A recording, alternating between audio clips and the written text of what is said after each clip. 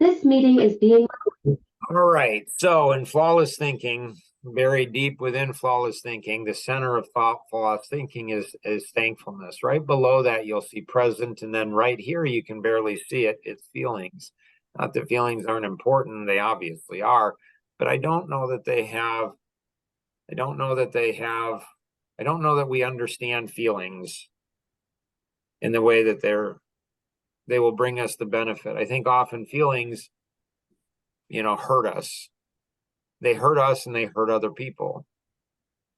And so when we look at this brand new model, like isn't it cool and how that one word right there has a whole bunch of stuff underneath it, like feelings, like what are they? So in the quantum feeling model, does it really matter how we choose to think and feel? Like interesting question, right? Does how we choose to think and feel actually change our very DNA?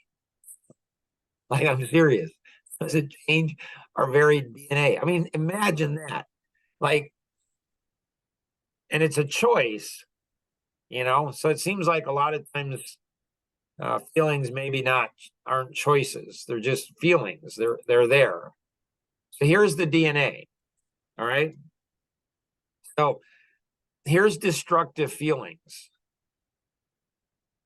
entitlement, self-righteousness, and being a victim. And what's interesting about this is I think most people, like, we're all entitled to some degree. It's not all or nothing, right? That's goofy. Like, we're not all entitled or all self-righteous or all victim or never victim, never self. So it's a spectrum. It's like we're on a spectrum, right? On what we're doing here. And so now when we look at these destructive feelings, the first thing seems to be entitlement. So I'm doing a podcast with my youngest son on addictions. And it's like he and I both, I think, are on a similar path where every addiction that we have, not just the drugs and the alcohol, but the addiction to feelings or validation or shopping or hoarding or pornography, or, there's addictions that, are acceptable and addictions that are not acceptable in society. But every addiction comes back to entitlement. I'm entitled to what? I'm entitled to feel something. And I don't have to do the work, and I don't have to take the risk, and I don't have to make the sacrifice. And so it seems like entitlement is the first thing. Like, I'm entitled to feel this, and I don't feel this. And the feeling reveals something about somebody else, or does it? Like, when you look at pain, physical pain, when we have physical pain, it never reveals something about somebody else. It reveals something only about us. Like ourselves. It reveals something about me. Like, when I have a broken arm, it's not revealing something about my wife or my kids or somebody else. Physical pain reveals something about me. And so what if feelings were meant on the mental side of it, the emotional side, the mental health side? What if we've got the mental health side all wrong, like all backwards? Like, what if we did? Like, what if we changed our entire thought process about feelings? So what is the antidote to these destructive thoughts and feelings? So when we get entitled, what happens is I'm entitled to feel this way about you, about this, and it's your fault because I have these feelings. And then all of a sudden we move from entitlement to self-righteousness, and we go ahead and say, I'm better than you because I would never do this to you. So we become self-righteous. And then all of a sudden, if that doesn't manipulate people into doing what we want them to do, then we become a victim. And so now all of a sudden, it's like this triangulation to destruction of relationships, not just deep relationships, but any relationship. Now, here's healthy thoughts. Can healthy thoughts wipe out, destructive feelings? But feelings are so much easier than thoughts. They just are. Like, they just are. And so what's the antidote? What's the vaccine for entitlement? It's thankfulness. It's being thankful for what we have. What's the vaccine for self-righteousness? It's humility. You know, I think I'm better than somebody else. I think I would never do this. What they just did to me, and I created this feeling, you know, I would never do something like that to them, ever. Really? Maybe you've done something worse and you don't even realize it. People are entitled and self-righteous. They don't realize that they're that way. Ask somebody, do you feel you're entitled? Almost everybody says no. Do you feel you're self-righteous? I don't think I am.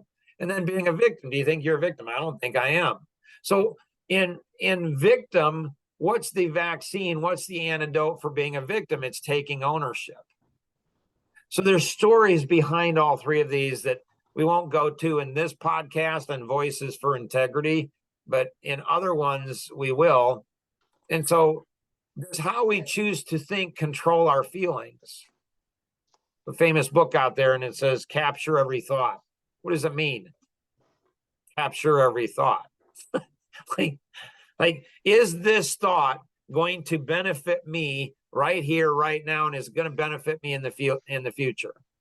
So if we learn to be more disciplined in our thinking, does that control our feelings? And when we have our feelings disciplined and control, is that going to go ahead and improve all areas of our lives and the lives of people around us? I don't know, right? Good questions. If we make better choices in how we feel, would that change, well, you know, everything, including our very DNA? How much of our physical health is connected into our mental health? Nobody knows. The experts do not know. They do not know. Sometimes they fall into entitlement. I have a doctorate. I've been practicing medicine for 20, 30 years. And, you know, you should listen to me because I'm an expert. You know, are you? You know, are you? Really? Like, and then in the self-righteousness world, like pastors and religious leaders, like I went to seminary. I see all this kind of stuff. People, they take advantage of me. Do you as a pastor take advantage of anyone else? Do you use your niceness to get other people to do things? I mean, but it's good for them, right? Because I think it's good for them. And being a victim, it's like, you're mistreating me, you know? Well, maybe you mistreated them. Like, and do we use a victim to go ahead and get what we want?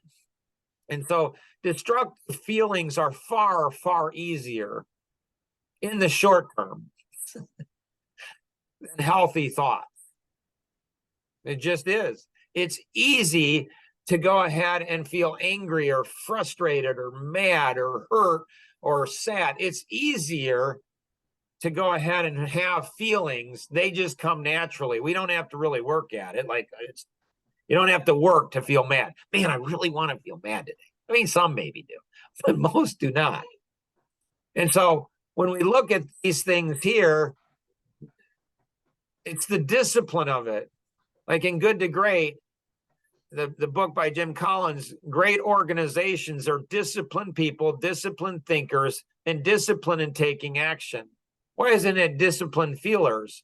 Maybe feeling is connected into our thoughts. And, you know, if we had better thoughts, we'd have better feelings and they would, you know, help out a whole bunch of people. The biggest challenge is not fixing our feelings and thinking. It's not that. It's not fixing it. That's not the biggest challenge. You're probably asking, what do you think is the biggest challenge, Mark? I'm glad you asked.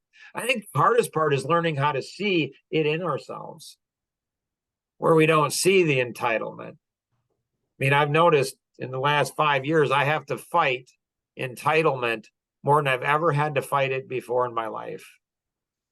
I mean, I've been paying into Social Security now for over 40 years. And do I feel that I'm entitled to getting Social Security? When I look around and I see all these people that never pay into anything and they expect the government to do this, I've paid into something, you know, for over 4 decades. I put so much money into that. I'm entitled to get some. Am I? Am I really entitled to get something back? And so, learning how to see in ourselves, not just others, it's learning how to be self-aware. So, talk to your art mentor and your two art buddies about this and say, isn't this interesting? like, huh, like, And what's weird and exciting and strange is whenever you get groups of people together, it seems like in Bonhoeffer's theory of stupidity, when groups of people get together, they seem to go ahead and have more entitlement, more self-righteousness, and more victimhood. My dad, I grew up as a pastor's and a missionary's kid. So I seen a lot of pastors, uncles, brother. I got lots of people. And it's like, interesting. And groups, man, they hate